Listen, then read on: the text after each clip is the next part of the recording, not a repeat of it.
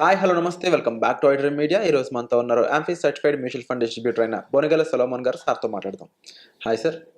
నమస్తే అండి. Sir, direct అంటే స్టాక్స్ ఏవైతే ఉంటాయో అవి కొనడం కంటే కూడా బెటర్ ఆప్షన్స్ ఏమైనా, ఎందుకంటే మ్యూచువల్ ఫండ్స్లో మీరు యాజ్ ఏ ప్రొఫెషనల్గా ఎంతోమందికి సజెస్ట్ ఇస్తూ ఉంటారు. But at the same time ఒక స్టాక్ పర్చేస్ చేయాలంటప్పుడు మాత్రం మీరు ఎలాంటి సలహాలు ఇస్తారనేది నేను తెలుసుకోవాలనుకుంటున్నాను. Direct stock would you suggest or not? Virat గారు మంచి క్వశ్చన్ అడిగారు. ఇప్పుడు చూడండి, స్టాక్ మార్కెట్ అంటే రెండు సెక్యూరిటీస్, ఒకటి ఈక్విటీ, రెండు డెట్. ఈక్విటీ అంటే ఏంటి? కంపెనీస్ యొక్క stocks, shares, ownership in company. ఎవరైతే ఈక్విటీస్ కొన్నారో, ఏ కంపెనీలో ఈక్విటీ కొంటే ఆ కంపెనీలో వాళ్ళు ఓనర్ అవుతారు, పార్ట్ ఓనర్.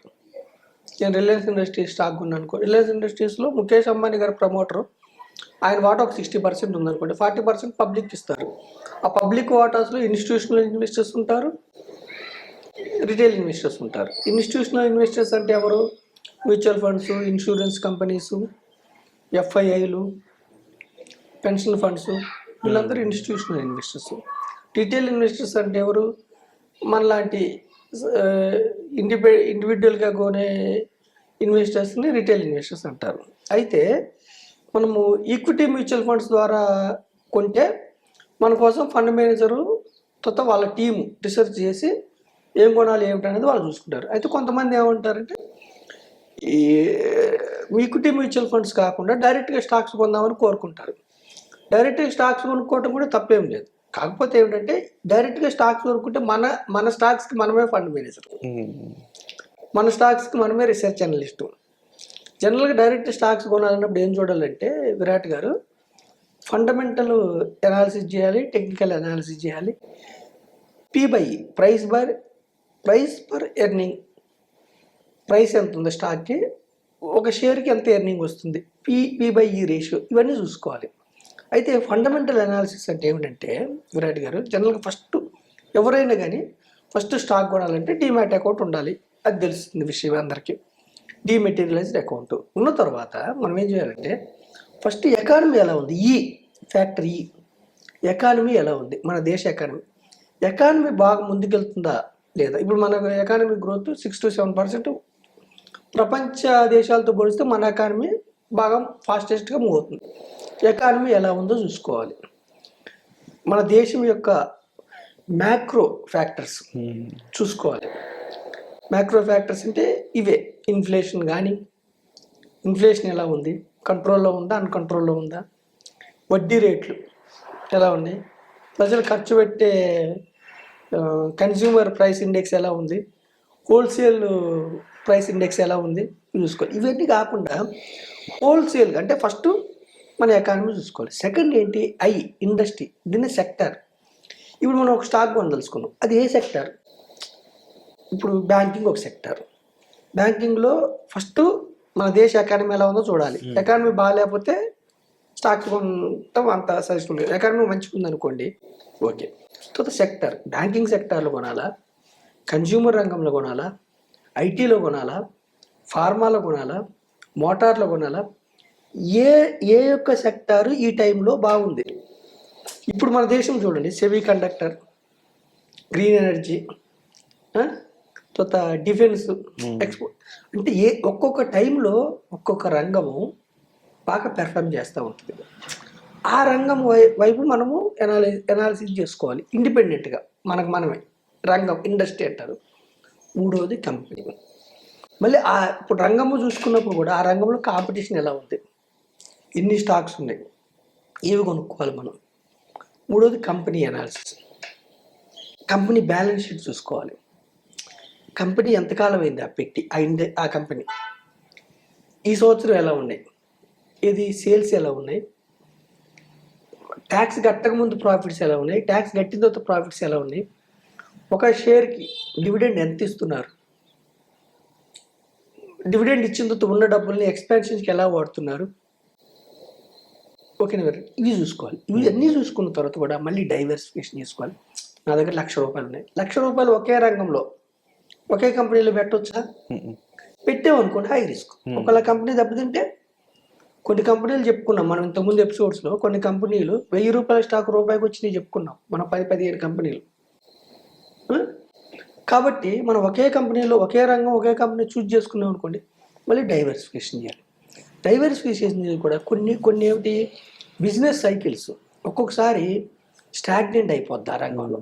అప్పుడు మనం బయటకు రావటం, మళ్ళీ కొత్త రంగం, ఇవన్నీ ఉంటాయి. సో ఫండమెంటల్ అనాలిసిస్ అంటే ఏమిటంటే ఫస్ట్ ఎకానమీ, తర్వాత ఇండస్ట్రీ రంగం సెక్టర్, తర్వాత కంపెనీ. మళ్ళీ ఇందులో ఈ 3 అయింది చూజ్ చేసుకున్నాం. మళ్ళీ top to bottom approach, bottom to top approach. Top to bottom అంటే ఏమిటి? ఫస్ట్ దేశం ఎకానమీ అది టాప్, తర్వాత కిందకి ఏంటి రంగం, తర్వాత కంపెనీ, ఇది టాప్ టు బాటమ్. ఓకేనా? ఇందులో కూడా మళ్ళీ ఎనాలిసిస్ ఎలా చేయాలంటే by analysis, cell analysis. By analysis ఎప్పుడు ఎట్లా చేయాలి అంటే ఏది ఆ టైంలో షార్ట్ పీరియడ్లో ముందుకెళ్తుందో దాన్ని ఆ కంపెనీస్ పట్టుకోవడానికి బై అనాలిసిస్. సెల్ అనాలిసిస్ ఏంటి? ఒక్కొక్కసారి ఏమవుతుంది, రెసిషన్ వచ్చింది. రెసిషన్ వచ్చినప్పుడు ఓన్లీ అప్పుడు ఏమవుద్ది, ప్రజల యొక్క కొనుగోలు శక్తి తగ్గుతుంది. ఓన్లీ కొన్ని స్టాక్సే పెరుగుతాయి. అట్లా ఫార్మా స్టాక్స్ వడ్డీ రేట్లు పెంచారనుకోండి, తగ్గించారనుకోండి, బ్యాంకింగ్ స్టాక్స్కి ఎఫెక్ట్ పడుతుంది. Sector wise develop.